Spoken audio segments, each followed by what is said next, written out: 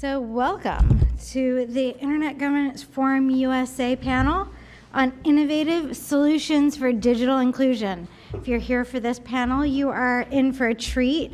We have some great speakers from really interesting parts of the country talking to us about how to connect the next half of the world, and how do we connect them in pockets where people around them are connected. So I'm really excited to hear from all of them. I'll ask a few questions and then I'll turn it over to you to ask some questions. So please keep that in mind as you are listening. And we'll turn it over to our panelists, starting with Trinity. At the end, she'll introduce herself and a little bit about the company that she's working for, and give us some key points that she wants to convey, and then we'll come down the line and go into questions. So thank you. Thank you. Oh, right. I knew I was going to forget. Thank you, everybody, and thank you for having us here. So as many of you all know, Comcast is a very large provider of internet service. Connection is our mission. We have a goal to connect people to the moments that matter most in their lives, and we don't intend for that goal to just hit people who can afford it or people who understand the value of having an internet connection. We feel and believe that this is digital inclusion is a matter of our economy and has great implications for our country's economic growth and development.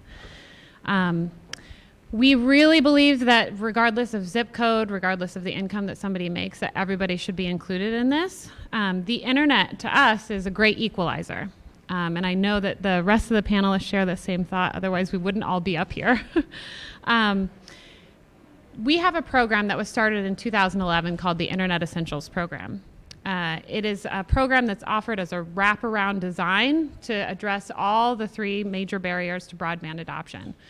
These include relevance issues, digital skills, fear of the internet, plus the price of the internet or lack of equipment. We offer a low-cost computer option in addition to our internet service, which is only $9.95 a month. We also offer free in-person, online, and in-print digital literacy training that we've worked with thousands of partners across the country to deliver. And that digital literacy training has reached millions of people beyond those that we've been able to connect to the program. So we deliver this program through our partnerships. Tech Goes Home is one of our partners in Boston. We work with our partners because we know that doing so is really the only way sometimes to reach people who otherwise wouldn't be able to find out information about this type of a program. We feel very strongly that digital literacy is a very key component to getting people connected to the internet. Relevance is the single biggest issue for why people aren't adopting the internet. The US Census Current Population Survey puts that at 58%. 58% of non-adopters believe that or cite relevance is the key issue. They don't need it and they don't want it. The only way to address that is by working with partners who are on the ground, who know people in a very grassroots kind of way and can talk to people on their level and in the language and in the timing that's needed the most. We understand also that there's no one-size-fits-all approach to broadband adoption. There are, just like all of us in this room are diverse, there are different needs for different populations, for seniors, for low-income households, for households receiving HUD assistance, students with families with students, community college students, veterans. Our program is very expansive and serves a lot of different people. And we have to have partners that reach each one of those individuals in a different way. For seniors, fear is going to be one of the #1 issues, in addition to cost.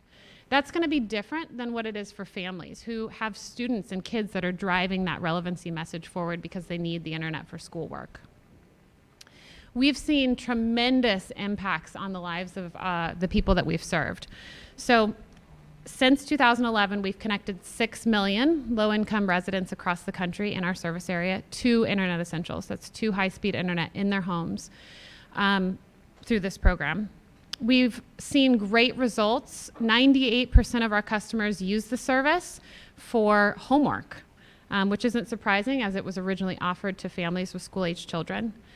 Those families tell us that 93% of those families tell us that having the service at home has improved their child's grades. 62% say that it's helped them or someone in their household find employment. And 96% would recommend this program to other people. And 84% already have. So if you know anything about the internet service provider space, those NPS, those promoter scores, are unheard of in this space. And so we're very proud of the work that we do among our customers and our partners in talking about Internet Essentials, talking about the importance of broadband adoption, and seeing the impact on people's lives. So also since 2011, we've invested $650 million in digital literacy training. And that's reached 8.5 million people over the course of the program, which is incredible. These are people who have been trained either on site through our partner organizations like Tech Goes Home and others, or those who have downloaded materials from our website or have benefited from our recently released Attorney General Toolkit about online safety. We have a plethora of materials. All are from third-party people, third-party partners of ours who are experts in this space. We don't pretend to be experts. We are always relying on others. We've seen also tremendous growth with this program. It's David Cohen, who is one of the people that runs the company, he loves to say that this is not a press release program. And being somebody who works with the program full time, I can attest to that. We've made more than 35 enhancements to the program, including 11 eligibility expansions. So expanding the program from students or families with school-age students all the way through to HUD households, to low-income veterans, to seniors in pilot markets, community college students in some locations. We're really taking the time to invest in the program on a daily basis. And I wish I could explain, I say this 35 enhancement number, but that doesn't even begin to explain the number of enhancements that we are making on literally a daily basis to try to improve the quality of the service and also improve the experience and make it easier for people to get in and apply. So we have a lot more work to do. Even though we've connected 6 million low-income households, there's so much more. We know that the digital divide still very much exists. In fact, the share of Americans who have access to the internet but don't subscribe is 4 times the share of Americans who don't have access to the internet.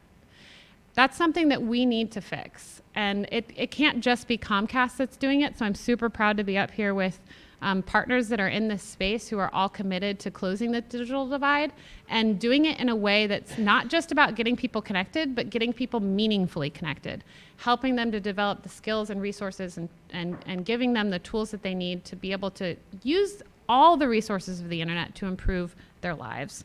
So I'm super excited for the future of this program and whatever will come next. And I encourage you all to keep up with us and look into what we'll be announcing in the future as well. Thank you, Trinity. It's really exciting to hear about the progress that Comcast is making. And it's actually and we randomly seated, but it's a natural turn to go to Dan Noyes from Tech Goes Home to tell us a bit about what his organization is doing. Thank you. So my name is Dan Noyes. I'm the co-ED of Tech Goes Home. And if I'm a little incoherent today, don't blame me, blame JetBlue. Got in at 3 o'clock last night. So so Tech Goes Home, we're a digital equity nonprofit. Like Trinity was saying, we're on the ground. Simply put, we try to get new computers, internet access, and life digital skills training into the hands of those without. So kids can do homework, adults can find jobs and manage their finances, seniors can connect to loved ones, and everything in between. In the last 20 years, we've served in Boston more than 30,000 people and distributed more than 20,000 new computers. We're really proud of that. Right now, we're serving nearly 6,000 people a year. And as proud as we are of those numbers, though, we know it's just the tip of the iceberg, where in Boston alone, 1 of 4 people is living in poverty, and you've got thousands of homeless kids in Boston schools, and that's just a small city. Go nationwide, and those numbers are staggering. Our model is really simple in that we offer a 15-hour course. We have a train-the-trainer model. So we actually go into schools, libraries, community centers, homeless shelters, senior housing, you name it, where there are people who are not connected, people who don't have the skills. And then we train staff members at those sites to then offer our courses. And we offer 4 different variants. We've got our community course, which is focused on adults 18 to 94. Our oldest participant ever was 94. She learned how to video chat with her great-grandchildren who live in Atlanta, Georgia. It's phenomenal. Our school-based model is caregiver and parent and child together for 15 hours in a course taught by that child's teacher, and that's a school-based model. Our early childhood model is very similar to school model, except it's kids 3 to 6. And then our small business model focuses on micro small business owners. We're talking about 0 employees, someone who wants to learn to use Etsy to sell things they make. So we run those programs throughout the city. At the end of all of our programs, for $50, someone gets a brand new computer if they want. Most of the programs, they're Chromebooks, although in our early childhood program, it is their iPads loaded with apps, specifically because the curriculum is around early literacy skills or STEAM skills, communication skills, and those are just much better on the iPad. We actually have a partnership with PBS, the local PBS, WGBH in Boston. We're actually teaching kids and their families, we're talking 4 or 5-year-olds, how to code, and that's phenomenal to watch that happen. So in terms of what outcomes and impact we see, it's similar to what, in fact, the stats you're quoting are ringing bells in my brain, where 84% of the people that come out of our course a year later say they use the skills they learned to either find a job or help them in their current job. 67% of parents and caregivers tell us that a year later that their child's grades have improved because they took the program. 98% of all of our learners tell us that they learned a skill that helped improve their life.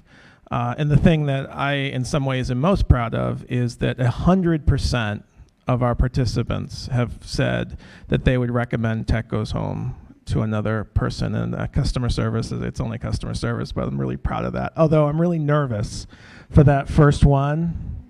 I'm gonna have to go find them and be like, what did we do wrong?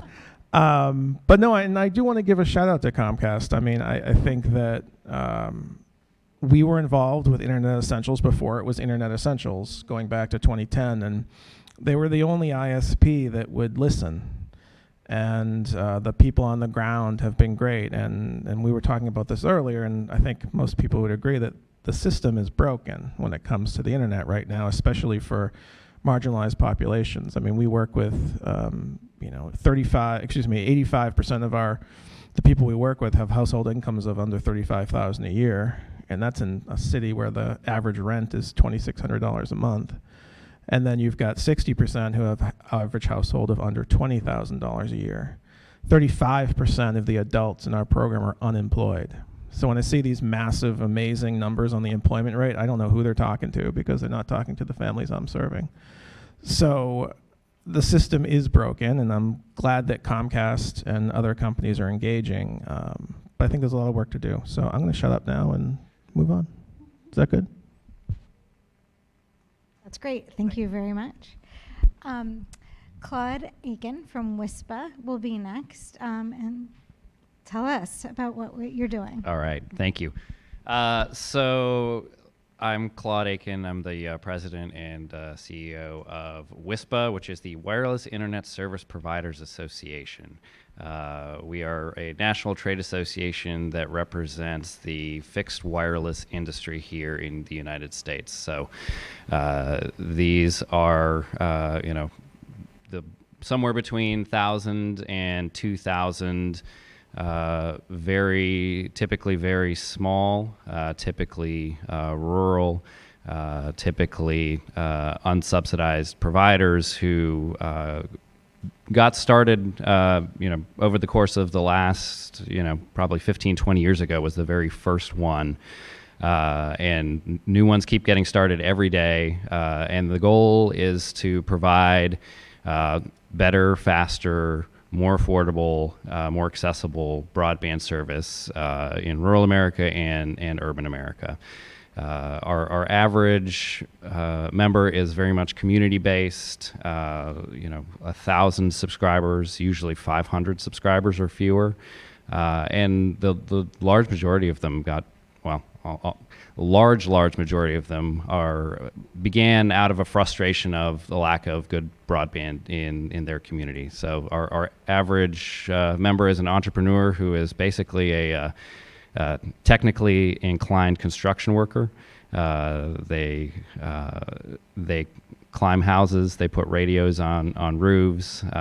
Their average company size is 5 employees or fewer, and they try to offer the best service that they can under the financial constraints that they operate under. The good thing about being a community-based company is, and the bad thing is your neighbors who you give service can bother you in the grocery store if they're not getting the service that they feel is up to snuff. But it also means that, at the end of the day, for all the consumers in the community, they really, listen to their customers because, they have to.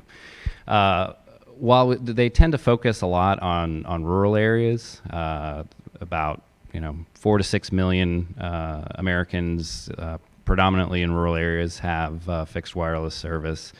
There is also a focus on urban and low-income areas and filling in the gaps where larger companies that have built out in urban areas either aren't offering offerings that are what consumers need or want. So probably the best known example is Starry, who is an urban fixed wireless operator in New York, Boston, DC, rolling out in a number of cities nationwide. They offer a similar program to low-income and HUD residents of steeply discounted service. But that's something that all of our members strive to do is to meet consumers where they are and meet communities where they are and provide the best service possible. I'm thinking right now of a member of ours in the small town of Middleton, Tennessee. That's about 2 hours outside of Nashville. This company called Crossroads Wi-Fi. Again, they're sort of a typical member. They have about 500 consumers. They're not really interested in growing much beyond that because they've served all of their members in their community. They would have to scale up beyond a point where they couldn't really touch every one of their customers if they grew beyond that. And they view serving their customers and serving their community as their top priority. They provide free broadband service to local community anchor institutions, so to the firehouses, police departments, schools, libraries, and provide reasonably priced, high-speed broadband to the rest of the community as well. The technology that these folks use tends to be something that's not super well understood. It's not mobile, it's not satellite, but it is wireless. It kind of looks like a combination of the two. So our members will typically go to the highest point in a community, be that a farmer's grain leg or the local water tower, and we'll string fiber up the water tower and put access points around so that they can reach the community. And then they will put what looks like a tiny satellite dish on the customer's premises and speak between those two radios. So a typical speed package that you can get over unlicensed spectrum is about 25.3, but based on the architecture, you can go as high as gigabit speeds. You get better if you get licensed spectrum. You get better the closer you are to the customer. But that's sort of the typical deployment model that we see. It's a fantastic solution for areas that have little to no broadband today.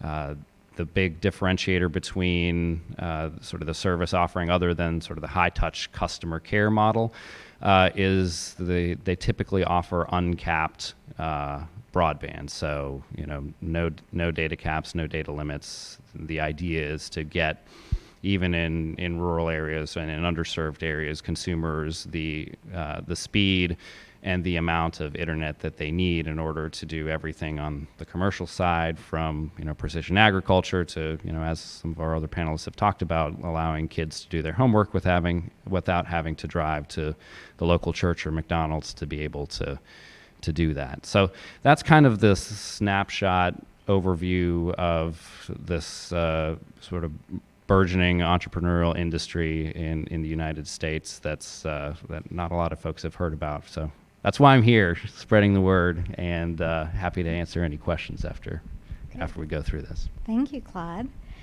Now we have Mariel Triggs from MuralNet. Would you please tell us about your organization, what you're doing? Sure. My name is Mariel Triggs. I'm the CEO of MuralNet. We're a young nonprofit based out of the Silicon Valley, Oakland, California. And we started off as an all-volunteer organization in 2017. We're dedicated to helping tribal nations and tribal entities build fixed wireless networks to bring broadband or high-speed internet to their people on their lands. Back then, the fixed wireless model that Claude was just explaining was pretty high-tech. What we did as a group of volunteers is we thought about what are the issues when it comes to bringing high-speed internet to rural lands. And one of the things was the network management platform, in this case, the LTE core, the software. It's very expensive. It'd be like $40,000 to $100,000 just to have one built for you. So we worked with a bunch of different like-minded organizations to help develop an open source system that not only would be free with a network of like-minded entrepreneurs around the world who could serve as tech support, but also we had a nice, easy GUI interface so that basically if you can hack into your home router, you can run one of our networks. The second thing we were looking at that was an issue was the equipment. But actually, it was getting to the point with equipment and LTE that you can buy stuff off the shelf and pretty cheaply. So we were able to put together small packages, so essentially you would have a network in the box. Third was backhaul, and this was something that's very interesting because when it comes to the lack of connectivity in the world, just last December, half the world was now connected to the internet in some form. The issue isn't necessarily backhaul or electricity for what's going on in the United States. And mind you, we have some terrible connectivity rates. While 99% of people in general in America have access to broadband, in rural areas that drops down to about 74%. And then if you go to people living on tribal lands, you're down to 46%. And by the way, there was a report that came out last November from the GAO that says that's actually grossly overestimating what the connectivity is actually on these tribal lands. So through E-rate and other interesting federal subsidized builds, through local WISPs, and through the efforts of a lot of tribal consortiums like the Mid-Rio Grande Consortium, or people like Matt Rantanen of Tribal Digital Village, Valerie Fasthorse of Red Spectrum, or Danae Wilson of Nez Perce, there's actually a lot of backhaul and anchor institutions. So what was really happening was that you needed that last mile. You needed to get it into the homes. And that's where the fixed wireless comes in. Thank you. I don't have to do my physics teacher part of my presentation. So that was actually there. So the last part then is the spectrum. And you heard Claude talk about unlicensed spectrum. 5 gigahertz is usually what people use. And that's okay. It tends to be pretty dirty. There's issues with interference.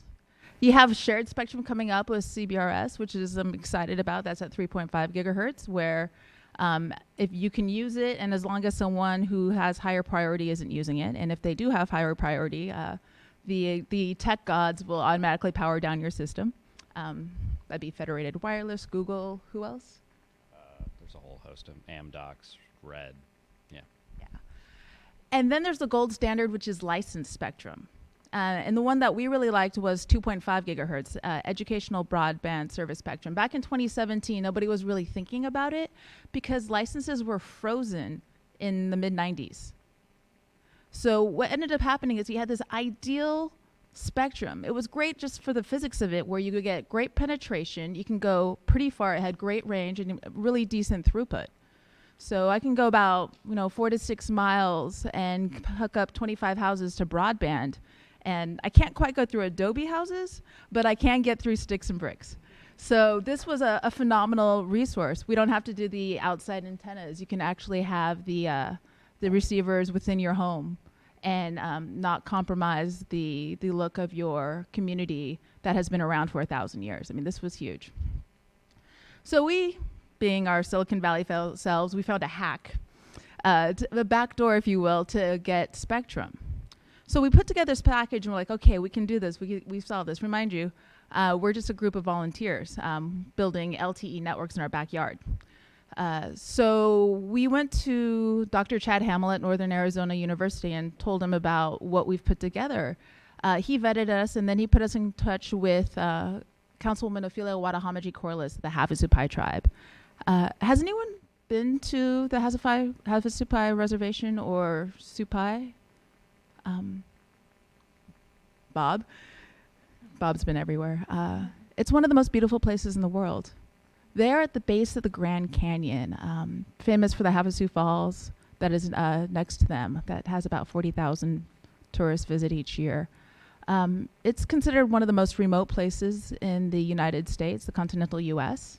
They still have their mail delivered by mule train. There's no roads there. If you want to go there, it's a helicopter ride or an 8-mile hike. I recommend if you want to hike, you hike down and you take a horse back up. And they didn't have connectivity. They had a 3G system. They were sharing like a 20 meg circuit for the whole town. You could see the tourists gather around within 30 yards of the main tribal offices because they'd sneak onto their Wi-Fi and wait the 40 minutes for one of their photos to possibly upload. So we talked to Councilwoman Watahamaji-Corliss about what we thought we could do. We also connected with the local WISP. By the way, they're the heroes when it comes to making connections in rural lands. Niles Radio Communications. And together we put together a package that we thought would work. So we got the equipment, we staged it. Our lawyers were working on getting a special temporary authorization. Remember that backdoor to getting licensed spectrum. And we thought, okay, in 2 weeks, once we get our application approved, we can go and we can build this thing. 2 weeks turned into 4 months. And once we did get it, it took us half a day to put up the equipment, probably one of my favorite work days ever. I took a sick day from my actual job, flew into Vegas, got a Dodge Challenger, because if you're going to go fast, you might as well go fast. Drove 4 hours to the edge of the Grand Canyon, and with about 5 of us, we put the equipment up on Long Mesa overlooking Supai in half a day, $15,000 worth of equipment. Actually, I should say $10,000, because Niles Radio Communication never gave us the bill for the $5,000 worth of cabling and other things that they used to put things up. And then it was, you could flip the switch. And this was a big aha for me, because this whole time, we thought this was a tech issue. But it was the 4-month wait, and it cost more than the equipment by far to actually get the licensed spectrum. And then to go further, it actually ended up taking another 13 months to get a permanent application to this EBS spectrum. So we were trying to concentrate on the pinch points, and what we found is, yes, we can connect folks. As soon as Councilwoman Ophelia Watahamaji-Corliss got that connection, she gave out 16 routers, and all the people from the early Head Start, they could start taking online classes that they needed in order to be compliant with the national standards. They almost lost their accreditation. They almost lost their the early Head Start funding. People started taking courses online. Somebody wanted to learn how to do their taxes. It was a pretty phenomenal and immediate impact. But yes, it was time to invest in lawyers. So that's what we've been doing. What we found is the pinch points are really the policy ones. And for the last year and a half, we've been focused on EBS spectrum in particular. The FCC just opened up something called tribal, or they put out an order a couple weeks ago that they're going to have tribal priority windows in which tribal governments can apply for the spectrum over their lands and claim it for free and put up their own fixed wireless solutions or partner with local WISPs to connect their people. And so what we're finding over and over again with a lot of our new partners is we need the help to create good policies so that this can happen. It's not the tech, it's the licensing. Thank you. So a question for Trinity. We hear from Dan that the system's broken. And we hear from Mariel that it's really a policy problem, not a tech problem. And I think all of us in the room, the entire panel, we all agree on like the importance of getting more people online with good quality access. So could you tell us kind of what you see as next for Comcast, and maybe help us understand what we could do to get more companies and more players to do what Comcast is doing? I mean, getting 6 million people online is a real achievement. There's obviously millions more that need to get online. So what can we be doing to get the other companies to play? It's a really good question. Well, I think I'll take it from my perspective working within the Internet Essentials program first, and then kind of branch out from there. But I think what's next is, I mean, ideally we won't stop until every single household is connected, that we can connect. Ideally, that would mean, I mean, we can't do this alone. As everyone knows, Comcast isn't in every location in the country. We need other people to join this effort. And we have gone on tours every year. We go on a tour. We've gone on tours every year, and this year we have something like 13 stops. And in almost every single one of those locations, we try to bring business leaders together to make this case. Like, it can't be us alone. Everybody who can join this effort should join this effort. And there's little things that people can do, whether it's through organizations like Tech Goes Home and donating computers, and or if it's talking to the government affairs people at other internet service providers where Comcast is not. There's a lot that individuals can do. From a broader perspective, I think it's tough. It's really tough to get organizations on board with this. And Dan and I were just actually talking back and forth about this, that we've had wonderful opportunities to have conversations with other internet service providers about what we've done. And it's been great that they've been open to listening to us and learning from us. And we try to make what we do incredibly transparent so that others can replicate if they're interested in replicating. But I think having that open dialogue with each other is super important. And getting there is the tough part. What we've heard is that making the business case isn't always easy for ISPs. And for us, it is so ingrained in our organizational DNA and kind of the whole ethos and driving ethos of our company behind community impact and community investment, that it's just a natural part of what we do. That's not always the case for everybody else. I'm not going to call anyone else out specifically, but it's. I will. I'll call people out. But it's just not the case for everyone, and it's great to be a part of an organization that is so committed to a community, or to all of our communities. We have, like I mentioned, we have invested a lot of money, more than $500 million in digital literacy training that's reached 9.5 million people. Those people aren't all in Comcast service area. Those people are also in other locations. We share this information with partner organizations that aren't within Comcast service area. We've sent out all of our online safety training to all 50 states and territories, because we feel very strongly that this is an issue that reaches far beyond just what Comcast can do, and we invite others to join us in that effort. It's just a hard road. Thank you very much. So Dan, I know that you have a lot of views on this, but could you tell us, like, what's holding it back? Is this just like we need to have more organizations like yours being dumped money on to get more people out? Or like, what's the real impediment to getting low-income people internet access? And what should we be doing? Is that a policy or operationally to get people online? First, I love when people dump money on me as an organization. So anyone who wants to come dump money on Tech Home, I heartily encourage you to do so. So I think a lot of this is actually talking to the communities you're trying to serve.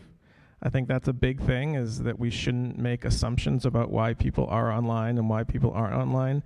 I think this makes it more difficult because what we have found is that there's 1,000 reasons why people aren't online. You see certain themes that come out of it.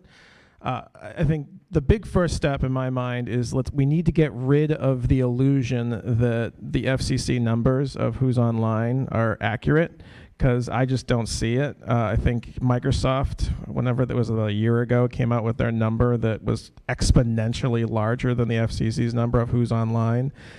What we found is that coming into our program, about 60% of people say they have internet at home. That confused us. So we did some digging, and what we found was that a number of people get it for free. I don't know how anyone gets the internet for free, so we did some digging there, and it meant they were stealing it from their neighbor.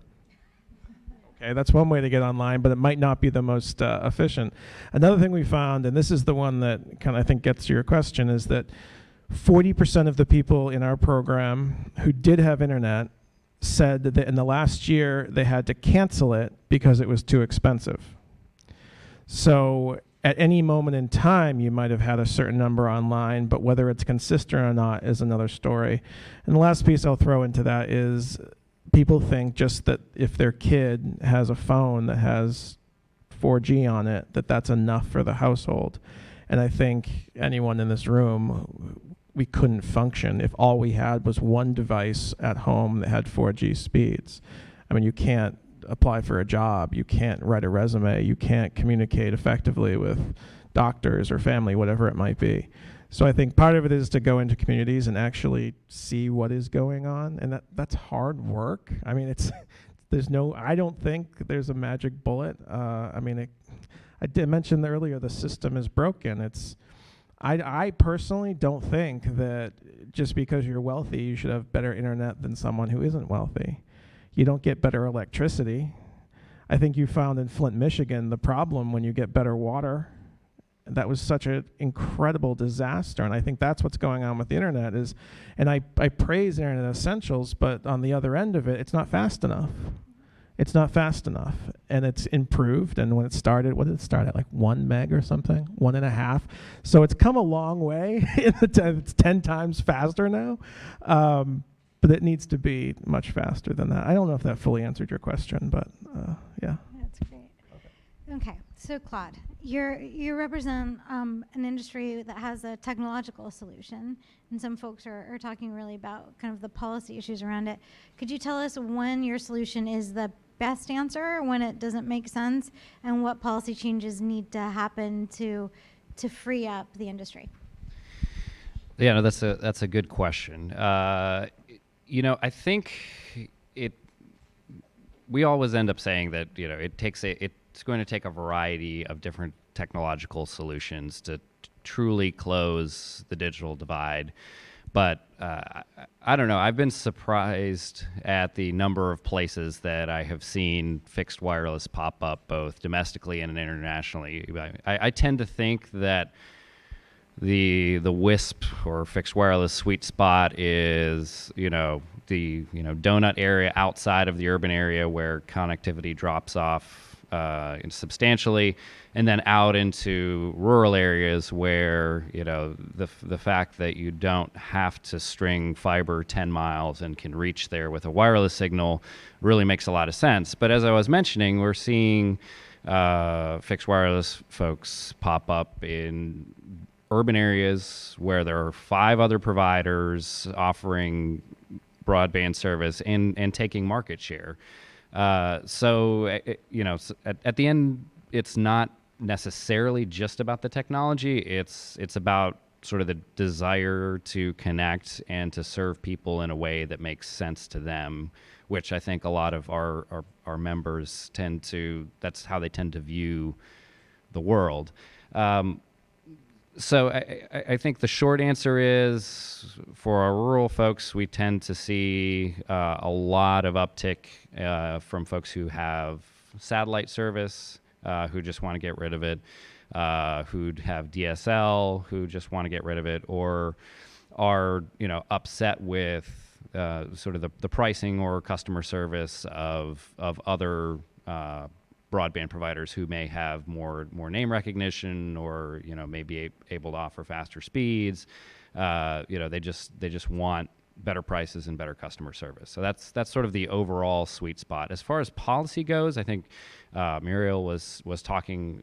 One of our biggest barriers tends to be adequate spectrum access for companies that are looking to do this. So historically, the way spectrum policy has been done, the policymakers tend to recognize Wi-Fi, low-powered, unlicensed spectrum as sort of a creator of economic opportunity, and WISPs have historically shoehorned that spectrum into providing long-range broadband service, but it's not ideal for that. It's a great entry point because it's low cost, no cost. But then on the other side, the sort of the prime protected licensed spectrum has historically been viewed as only made available for national mobile broadband service, which then tends to mean from a policy perspective, you're talking licensed spectrum that you get at auction in giant geographic areas. So if you're a startup company operating in rural Nebraska and the license area is the entire state, it's like asking an entrepreneur who's put their life savings on the line, who has no access to Wall Street funds. It's like asking them, they want a kiosk. You're telling them they have to buy a shopping mall in order to get that kiosk, and that makes no business sense whatsoever. So a lot of what our work has been focused on is education about this industry segment that is out there right now doing good things on a shoestring budget with spectrum that wasn't really meant for them in the first place, and saying, well, let's carve out some middle paths. Let's talk about shared spectrum. If you're going to auction it, let's make sure that it's done on terms that allow all parties to play and not one particular business model.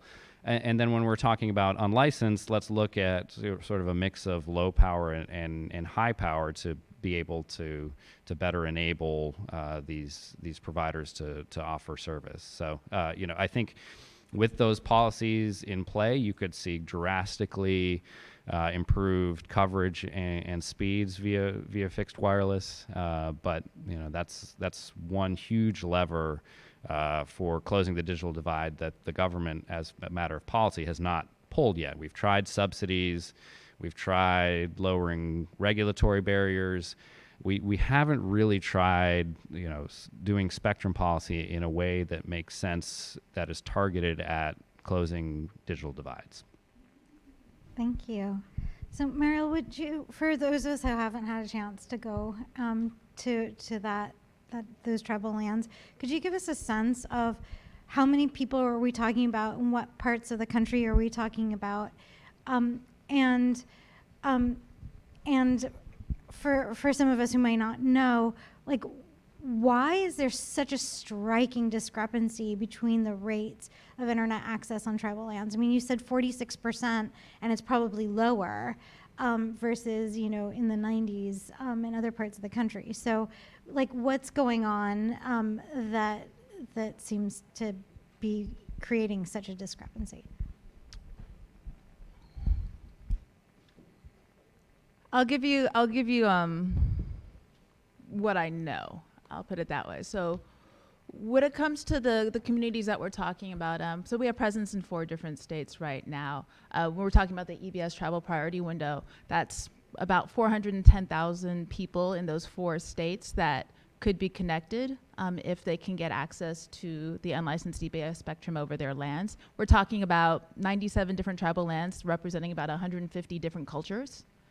Some of the smallest communities are about 25 people in the Eastern Sierras.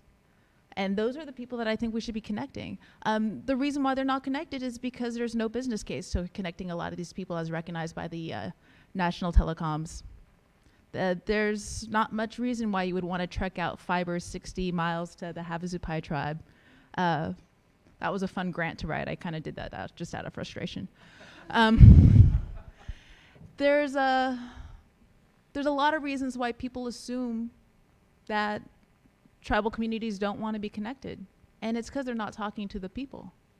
Thank you, Dan, for pointing that out. I was actually at an All Pueblo convocation earlier this week, and it was amazing to watch how they were writing this state bill for a proposal. They, I think it's House Bill 560, but my number might be off. But what they did is they gathered together stakeholders from all across the tribal nations in New Mexico, specifically the Pueblos, and they split them up into different groups. You had your librarians, you had your language curriculum people, you had your school administrators, you had all these different stakeholders and why specifically for education you would want access to internet. And then in the next 2.5 days, they did an intense workshop crafting the language and the budget for this state bill. And nobody said they didn't want it. In fact, pretty sure nobody got paid for their time that day. And they came from hundreds of miles to be able to work on this. Can you imagine if we wrote legislation that was people-centered that way? When I look at the proposed FCC order, about specifically EBS, and we build not just EBS, and we also work with current license holders and all that. But there was so much language in there to protect incumbents, as well as get the major conglomerates an option to, or the access to get new spectrum, such as immediate auctions and such, that I wonder, why do we put so much effort in protecting those organizations who haven't connected and maybe are causing, because of a lack of business case, the rural digital divide, rather than doing something that is more people-centered, especially since we have proven product. We've made it work. Many communities are making it work, and beyond us, we're not the only ones doing fixed wireless as a rural solution. So I would look at how we write the rules if we want to know why the current system isn't working.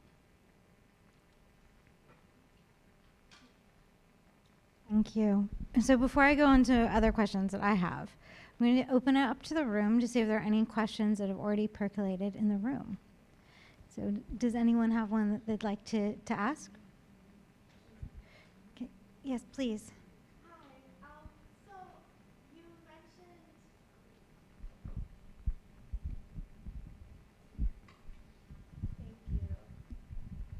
Thank you. So you mentioned equipment as part of the issue, and I wonder if the talk going on about Huawei and how some of those cheaper equipment options aren't really going to be an option in the future potentially, if you've noticed in your smaller members especially, if that's becoming an issue or not. I mean, that's certainly something that we're tracking. I mean, look, if national security, top priority, but we also have to take into account sort of the down market effects of what we're doing. I think there is right now a lot of uncertainty. Like, yes, we've talked about Huawei, we've talked about ZTE. There are a whole host of other, either Chinese manufacturers or, even a bigger pool beyond that is equipment that is manufactured in China, even if it's stamped with another name on it. So how far, down market that goes does tend to create some uncertainty there. One of the typical, a lot of, there is no American-based manufacturer of fixed wireless or even wireless products that would address that market. So it's a challenge. We found some white label within the U.S. equipment makers that make stuff tailored for if you want. And we give the equipment away, so we can do the kits, and we can do that at a nice scale. But like you were saying, if you go down market enough, they still get their chips from overseas, and what they've done is stockpile them because of possible tariffs that are happening.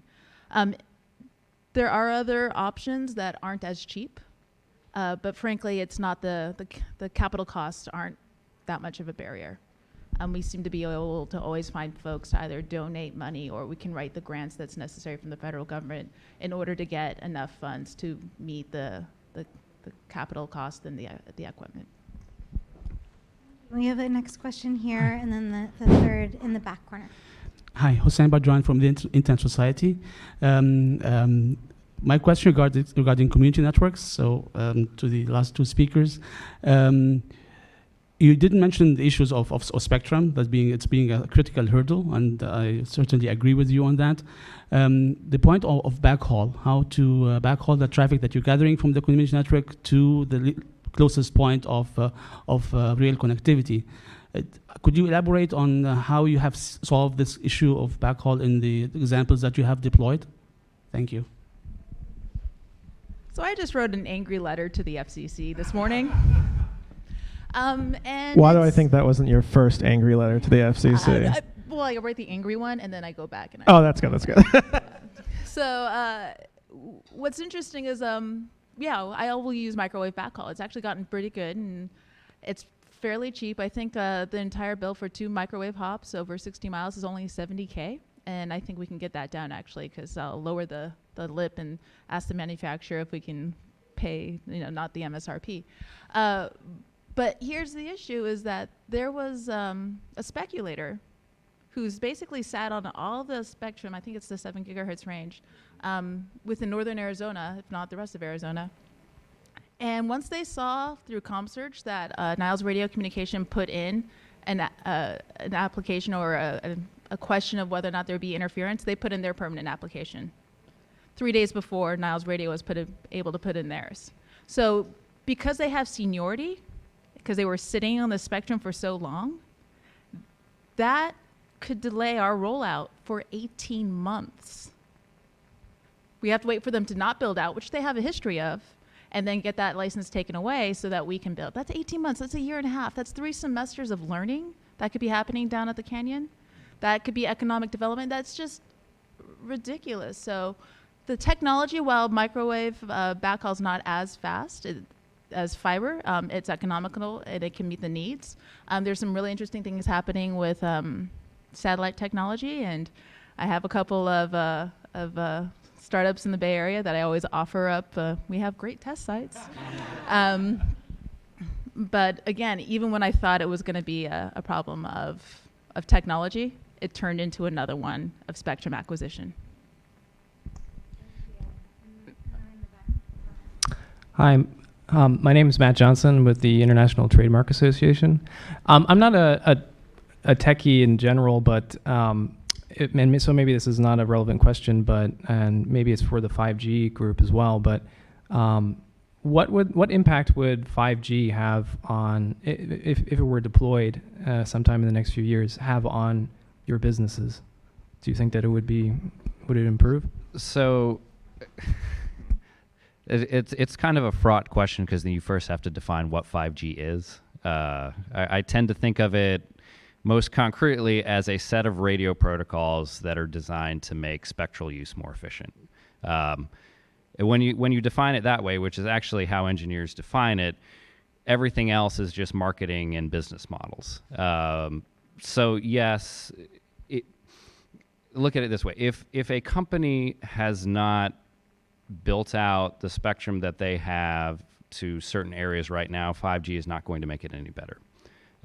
It will take a change of that company's business model in order to actually make 5G have an impact on these areas. And even if you look at the policy debates right now over 5G spectrum, i.e. mid-band spectrum, you have to remember from an engineering standpoint, that spectrum, the propagation doesn't go quite as far as the spectrum that the companies that are doing the most talking about 5G already have. So the lower you go, the better propagation you have. They have great low-band spectrum right now that is not being deployed in rural areas. So absent a change in business model or focus, a lot of these areas that are unserved now will continue to remain unserved absent creative solutions like, folks on the stage are offering. There was a great hit piece the great article last week from the Wall Street Journal about 5G, calling it a hot mess. It's early, and for rural deployments, having to put up for the millimeter wave out right now, you have to be within 800 to 1,000 feet from the small cell. I don't see that necessarily happening. There's some places where we can make super fast centers, but I don't need to have 2 gig download speeds to one phone if I only have 300 megabytes of backhaul to begin with. So I'm all for it once it's ready to go, but it's not the rural solution. Oh, sorry. I am sorry. I can't see you. Oh, please, we have the mic back there. Yeah. So we'll just.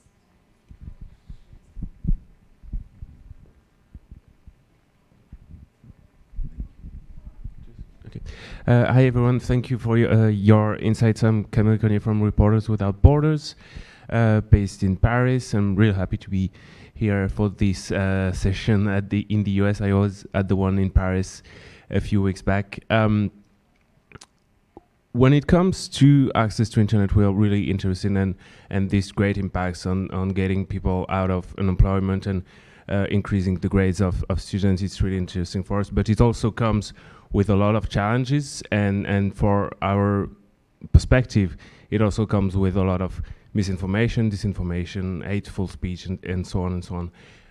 I was just wondering if as internet providers, you feel any kind of responsibility with all these challenges, and if you take that in account in the different programs you have giving access to internet to different types of population communities. Thank you.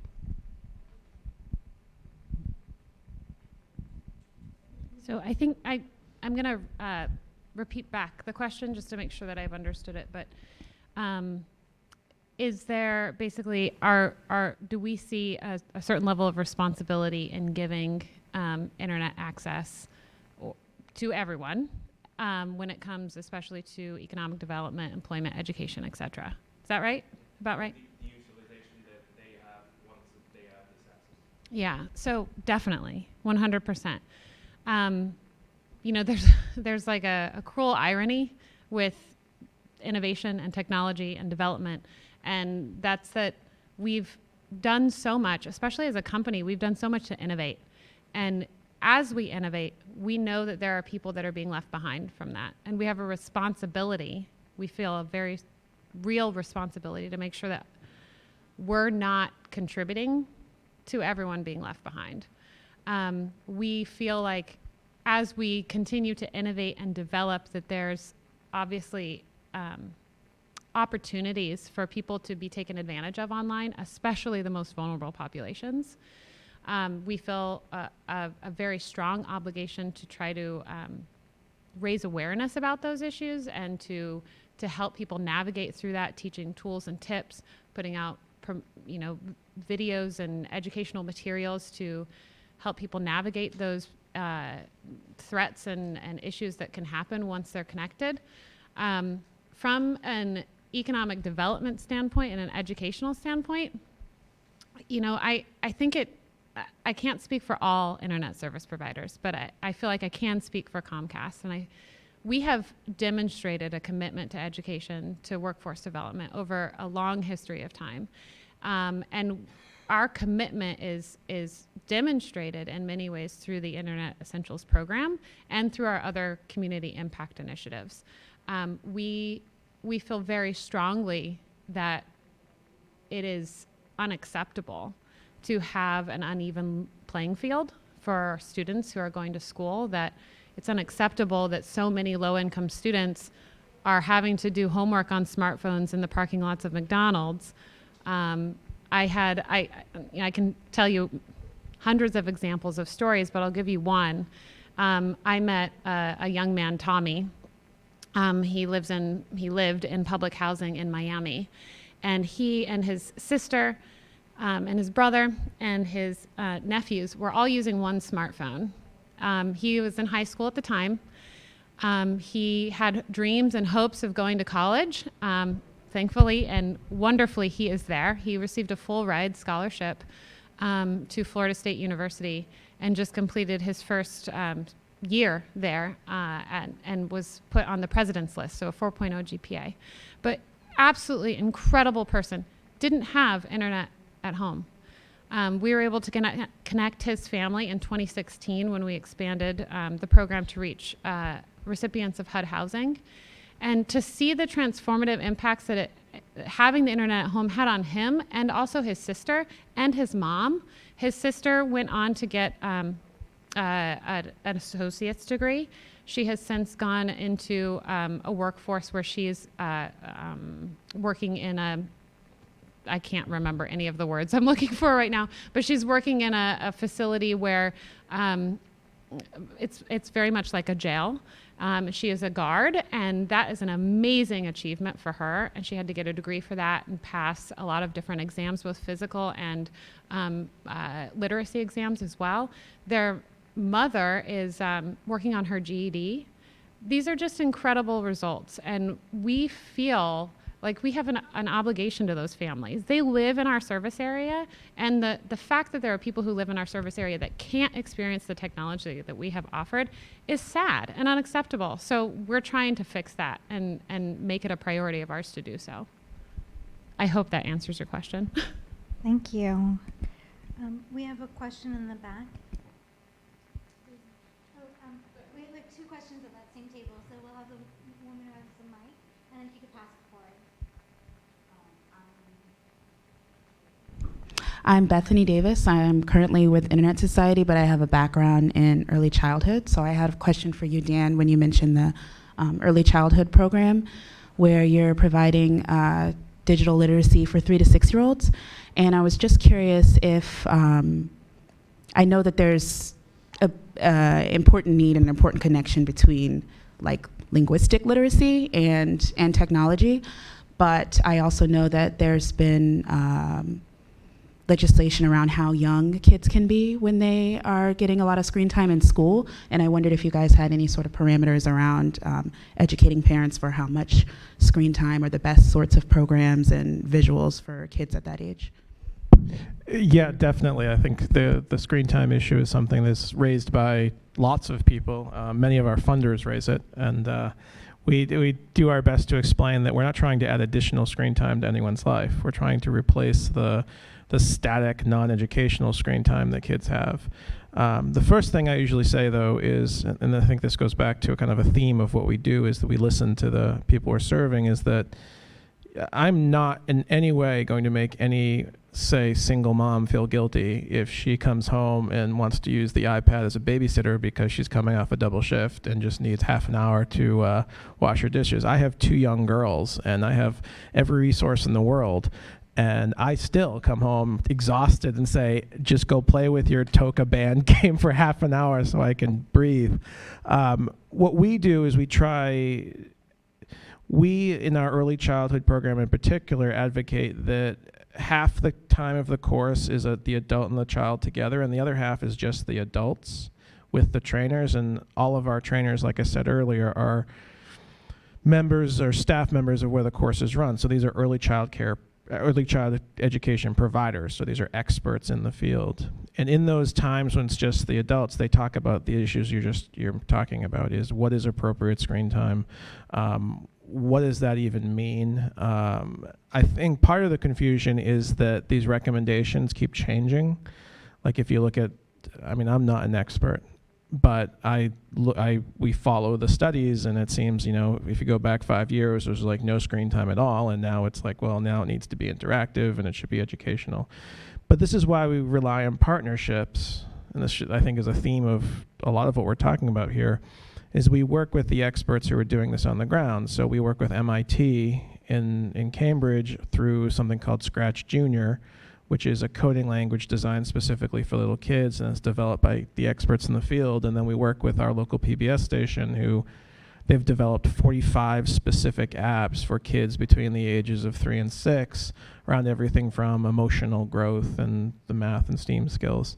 But I think what we try to do, and I think we're successful, is respect the parents and caregivers in that we know they're amazingly smart, wonderful people, and sometimes they just don't have the resources to know different things. So we present the studies to them and we say, what do you guys think about this? And then start the conversation. I think it's hard because I think it is changing so much, but we just think that, like, you guys familiar with the 30 million word gap study? So it looked at kids who were 18 months and 3 years old, and they found by the age of 3 that if you live in poverty, you would have heard 30 million less words than if you were wealthy, just by the age of 3, and the difference is something like 60% at the age of 18 months. So we talk to families about how they can use this technology together with their child to read books and to do interactive things to try and close these gaps. And then something that's really scary is, and I don't know if I believe the data on this, is this whole pathway to prison thing that looks at literacy skills. And there was an article about the state of Texas and how they're trying to determine how many prison cells to build. They look at things like elementary school literacy rates. And it seems like the data on this is just weird. But that said, we look at that and say, okay, we need to do everything we can to get literacy skills and STEAM skills into the hands of kids as early as 3. And lastly, I just want to say on a personal note, my eldest daughter, who's 8 and is wonderful and perfect in every way, at age 2 wasn't talking at all. And we had early intervention specialists and all this. And one of the things I was able to do, because I'm incredibly lucky and have resources, I bought an iPad. And I bought all these apps that had these things that help things be able to talk. And I am convinced that the resources that I was able to provide her helped her learn to speak. And this is why we actually started our early childhood program, because it is ridiculous that I am able to do that, but so many of the families we serve can't. So this is where the impetus for that program came from. And now this year we're on track to serve 2,000 people in the early childhood program. So we're really proud of that. I hope that answered your question. I rambled for a bit. I'm sorry. Thank you. Can I just add on to that? So we did a study with the Family Online Safety Institute that was released in November last year. And it specifically looked at online safety across the generations, but also issues that parents and students might say about their concerns about being online. And what we found that was really interesting is that overwhelmingly families feel like the internet has really helped them be better organized, stay on top of things, help their family communicate better. But it's also been super interesting to see that parents cite that they're most concerned about the content that their children are exposed to as opposed to the amount of time that their children are spending online. And I think that's a really important thing for us all to be aware of, that we can't just have a conversation about the amount of time that anyone's spending on a device. It has to be the quality and the type of content. And to Dan's point, with his daughter, he was talking about all these apps that are designed to help build language and read stories and other things. And those are wonderful apps. Those aren't the only apps that are out there. And so just kind of educating and guiding parents and getting parents the exposure to different sets of materials that can help their children develop language, help their children develop problem-solving skills, I think that has a lot to do with it too.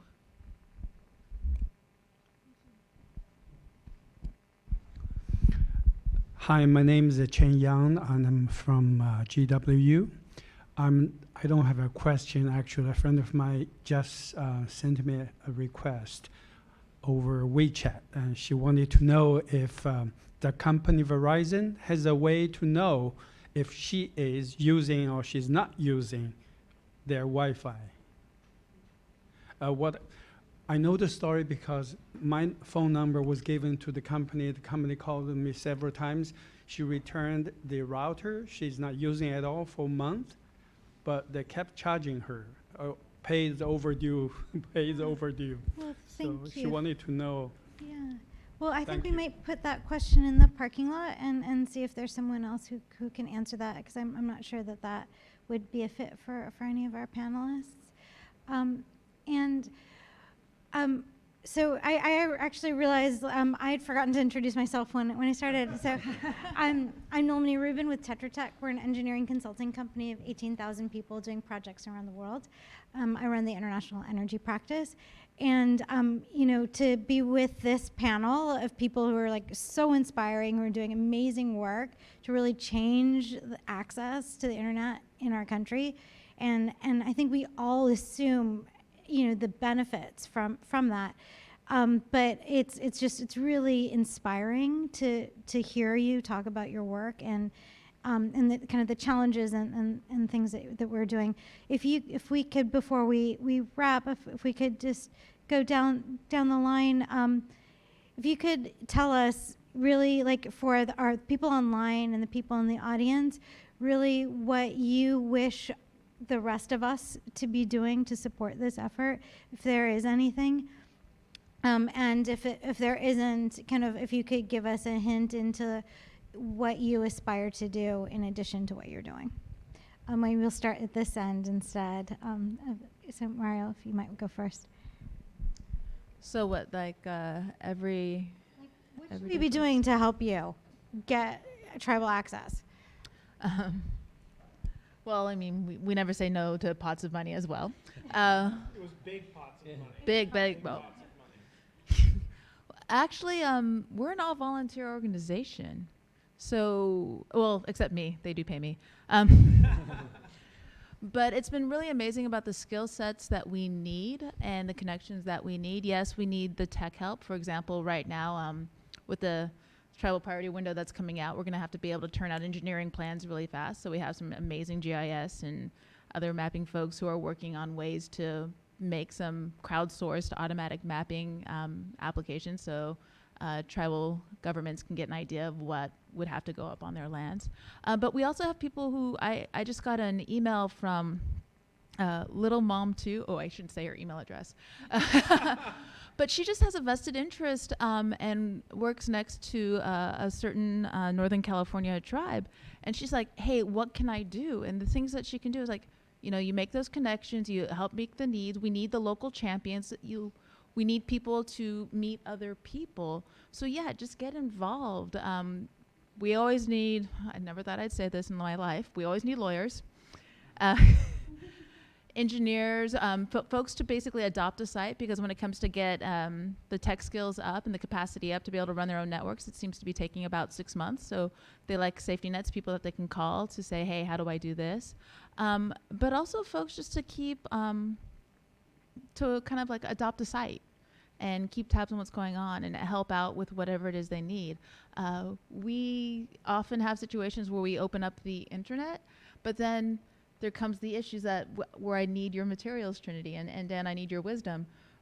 When it comes to cybersecurity, when it comes to what are good sites, what are bad sites, digital literacy and all those kind of things, I would love to have an army of volunteers who are willing to give what they got to these individual tribal governments. This is the right town to do a shout out to lawyers and engineers. To Claude. Yeah, it's only in DC where you actually get a shout out to lawyers. Very few other places across the country. So I would say, educate and assist.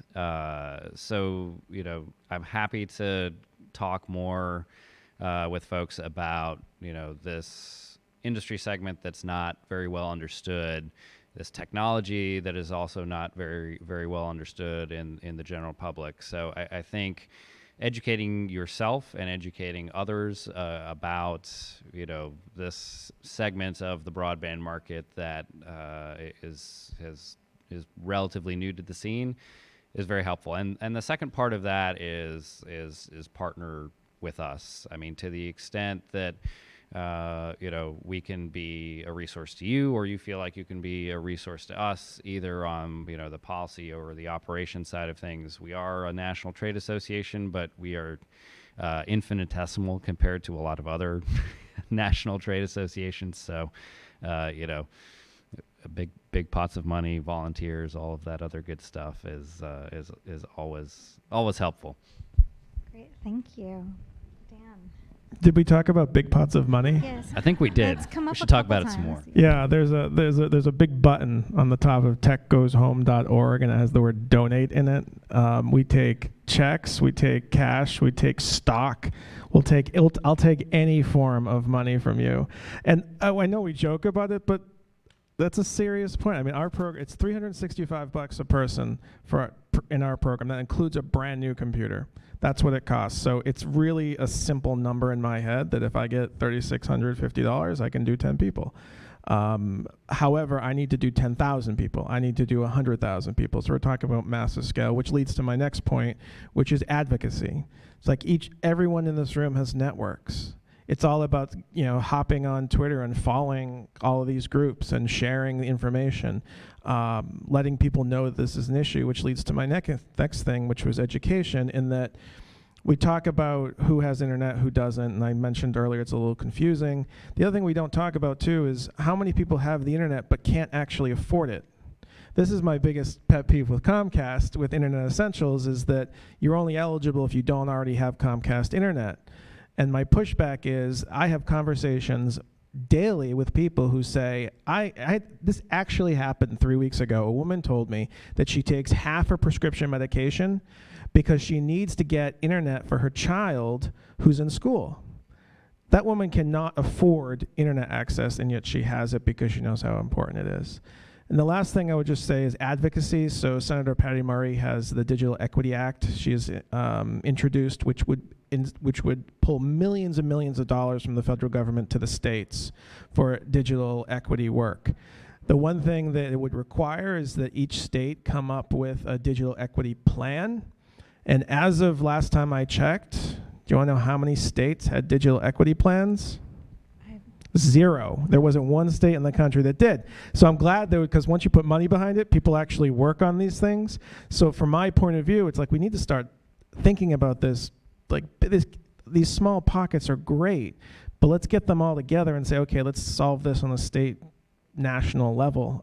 So those are all the things. So if you all could do that by tomorrow morning, that would be awesome. And I'll take a day off. That would be great. So first, Dan, let's talk. We can, let's talk about this. Big piles of money? The big piles of money, and more specifically, this individual. Yeah. I think for us, the biggest thing is raising awareness. So this is a small microcosm of people here who understand the issue, and I'm talking about us in this room, who understand the issue, who understand the need for digital inclusion. That doesn't necessarily translate over to all individuals in this country who don't understand that this is an actual social justice problem, a social issue, an equity issue. And to raise awareness about that, to talk about it, to feel comfortable talking about that with others is super important. We have, if you guys are, nonprofits or whatever you are, we would love for you to join us as in Internet Essentials and become one of our partners. You can do so by talking to me. You can do so by going on our website and becoming a partner, ordering materials for your constituents in your areas. We provide those for free, no cost involved there. We can also support in terms of digital literacy training and other things if that's something you're interested in getting involved in. If that's not you, that's okay too, because just like Dan and others were saying, you can donate. So you can provide support to the organizations that are working so hard in this space, that are every day meeting with people, providing digital literacy training to people, and getting them connected to the internet and giving them the tools and resources they need to use it efficiently and effectively. And there's a million ways to get involved. For businesses, there's also ways. You guys, this is not this is not a panel that I hope that we can all walk away from and say, yay, I know something, I learned something new. I hope it's also a panel where we can walk away and really feel like we are empowered to do something because we've learned about organizations that we didn't know about before, learned about issues we didn't know about before, and can actually get involved in them. So I do ask that you would visit our website, internetessentials.com. We have a partner portal on there. You can learn about all the resources that we have. We also have an online learning center that you can share with individuals and families who need extra digital literacy support, especially online safety support, which is a big component of our website. And any questions that you have, I'm happy to take those as well. I'd like to take a moment to thank our great panelists. Thank you all so much. And if we could also take a moment to thank our audience for the great questions that came up. You made everyone's life very easy. So thank you all very much. And we have lunch in the foyer.